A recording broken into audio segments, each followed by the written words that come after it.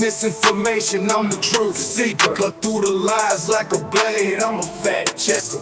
Black communications, the social need to follow. I'm asking fake news, exposing them all tomorrow. I'm on a mission, fighting for the information. No room for deception, it's time for retaliation. Black communications, we set the record straight. Real news, no filters, just the facts we dedicate. Fake news spreading like an epidemic outbreak, but I won't back down, I'll be the one to make them choke. Black communications, not that relevant until exposing all the lies. Watch them burn in hell. Good araw po sa lahat, Wina po ito ng Splat Communications and welcome to our channel. Ngayon po ay mayroon kaming bagong video para sa inyo na sigurado naming kakapulutan ninyo ng bagong impormasyon at kaalaman. Para po sa mga bago pa lang dito sa ating channel, huwag pong kalilimutan na mag-subscribe at mag-follow. Ugaliin din po na i-share ang ating videos para po mapagtulungan natin ang laban sa fake news, misinformation at disinformation. Hit the bell po para lagi pong updated kapag may bago tayong video at higit sa lahat, please don't skip ads. This will go a long way in helping us continue the work that we do. Maraming salamat po.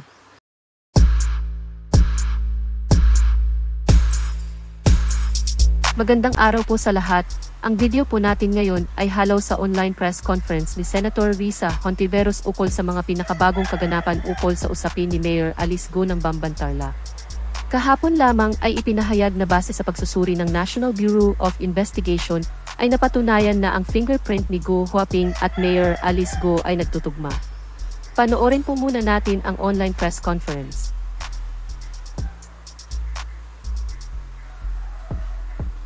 Right.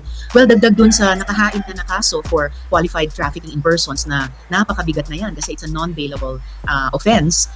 Based sa inputs ng mga resource persons from the different agencies, especially the Philippine Statistical Authority, ay even before being charged with any particular offense, yung pinaka-grave na consequence na pwedeng harapin at hinaharap ni Mayor Alice Go ay yung cancellation, yung kanyang deemed irregular na birth certificate. And we heard it from the PSA na finoward na nila sa Office of the Soldier ba yun? Okay, so we heard it from PSA na finoward na nila sa OSG yung ganyang rekomendasyon nila na OSG, as it is mandated, can be the one to cancel the birth certificate. At parang domino effect na yon sa ibang mabibigat na consequences na maaaring hinaharap na ni Mayor Alice Go, all the way to, well, yung earlier raised na possibility of a quo warranto case. At hinihiling ko sa Office of the Solicitor General na bilisan din nila yung prosesong iyon.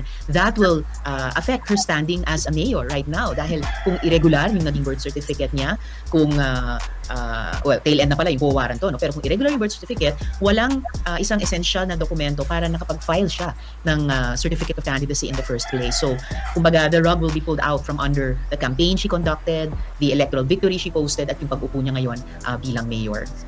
Because if she is proven to have stolen an identity and used that to run for public office, in effect, kung ang kaso na hinaharap natin ay isang Chinese national who posed as a Filipino para makakuha ng isang elective office at kasabay pa niyan nag-identity theft ng isang Pilipina para mabigyan ng cover ang mga POGO sa kanilang iba't ibang mga criminal activities. So mabibigat na usapin iyan.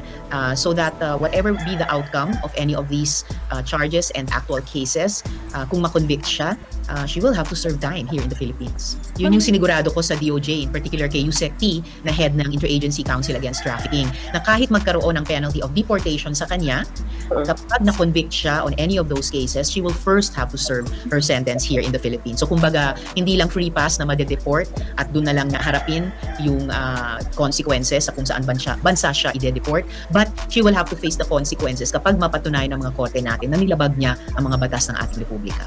Isa-set namin soonest yung susunod na pagdinig at napaka-importanting magpakita na siya doon. Dahil pagkatapos niyang deadmahin, in effect, yung imbitasyon namin sa nakaraang hearing dahil hindi katanggap-tanggap yung mga dahilang ibinigay niya sa kanyang excuse letter. Dahil sa tingin niya hindi siya fit maging resource person, for sure in the mind of the committee, fit na fit siya. Isa siya sa pinaka-importanteng dapat humarap, lalo na sa mga issue ng identity at citizenship. Kahit sinight niya na may other ongoing processes na ngayon sa BIR, sa Office of the Ombudsman at sa isa pa, hiwalay pa at parallel na process yung Senate committee hearings. dahil dinedma niya yung nakaraang imbitasyon, ay sinampina ko na siya at ang ilan pang mga tao, yung mga kinikilalang magulang niya at yung mga kapatid niya, kapag hindi in-honor ni Mayor Alice Guo, pati yung subpoena, and I warned her of this already, I will cite her in contempt. Definitely, the mental health law is a landmark law. Alam din po natin sa ganitong mga Senate investigations, napakadaling at napakadalas i-cite ng mga resource persons kapag nahuhuli na sila sa kanilang mga kasinungalingan ang mental health. I think Sen. Sherwin also said it very well. Mas nakaka-stress yung pagsisinungaling, mas nakaka-stress yung pagsabi ng kasinungalingan. So I would very strongly advise Mayor Alice Guo, kung gusto niyang ngayon at in the long term i-address yung mga sinasite niyang mental health concerns, the first and biggest step she can take, even for her own sake, ay humarap na at sa wakas magsabi ng totoo. Although of course I remember binabanggit ni Mayor Alice Guo yung past administration, most often in relation to the previous municipal government sa Bamban. Pero talagang tawag pansin yung photo na iyan. Usapan pa namin kung itatawag yung mga ibang tao sa photo na yan bilang resource persons. Pero ngayon pa lang, sapat na sa akin na ipinapakita ng photo na talagang may friends in high places si Mayor Alice Guo. At hindi rin pwedeng sabihin na kuha lang niya yon sa kung saang public space, dahil from what we can tell so far sa photo, yan po ay isa-isang residence. So kumbaga, hindi public place na papapasukin lang ng mga public figures ang strangers o casual acquaintances, kundi mga kaibigan o mga tao mas malapit sa kanila. And mukhang ganun ang status ni Mayor Alice Guo sa kanila. Handle yung situation. Do we also intend to call Attorney Roque on this matter?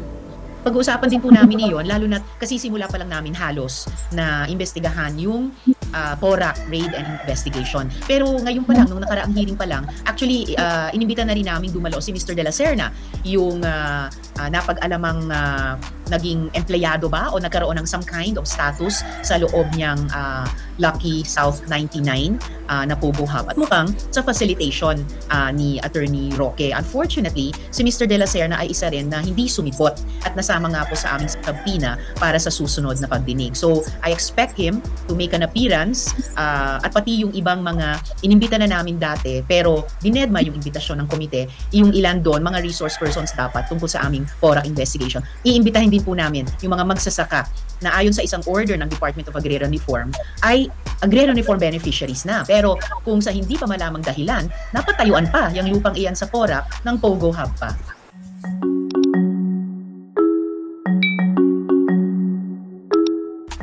Maraming salamat po, Ferry Koy, for being a channel member.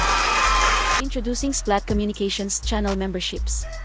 For a small amounts per month, you can help us in our crusade to share correct, relevant and timely information, spread positivity and invoke inspiration. In a world unfolding, where stories come alive amidst the chaos. Please support Splat Communication channel memberships. For small amounts per month, you would be able to help us continue our fight against fake news and disinformation. We have 3 levels of memberships: Splat Beginner, Splat Intermediate Plus, and Super Splat. Channel members have the any or all of the following perks: Loyalty Badge, Priority Reply to Messages, Members Only Live Chat, in-video and live video shoutouts, Early Access to Videos, Connecting to Social Media, Free and Discounted Merchandise. Hurry! Please become a channel member now.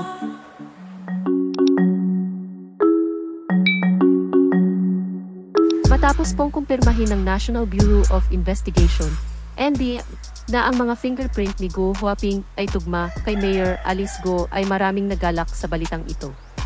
Ang pagtutugma ng fingerprints ay isang mahalagang hakbang sa pagresolba ng mga issue na bumabalot sa pagkakakilanlan ni Mayor Guo at nagbigay linaw sa maraming katanungan, lalo na sa tunay na katauhan ni Mayor Guo. Sa online press conference, nagpahayag si Senator Risa Hontiveros ng kanyang opinyon ukol sa kaso ni Mayor Alice Guo. Ayon kay Senator Hontiveros, ang resulta ng investigasyon ng NBI ay isang patunay na ang proseso ng hustisya sa bansa ay patuloy na gumagana.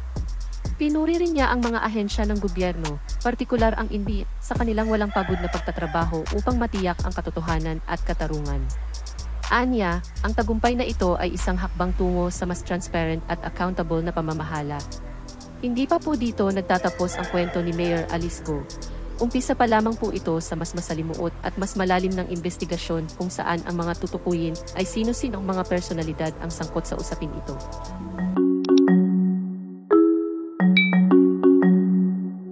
Shoutouts. Bocap. Bokling Vicente. Elise Docusin. FIC. Ramon Ramos. Estela Rosal. What can you say? Kindly share your thoughts in the comment section. We hope you learned something new today. In behalf of the entire Splat Communications team, thank you. Till next time. Please pray for world peace, please pray for the Philippines and the Filipinos. Stay safe. Rosa out.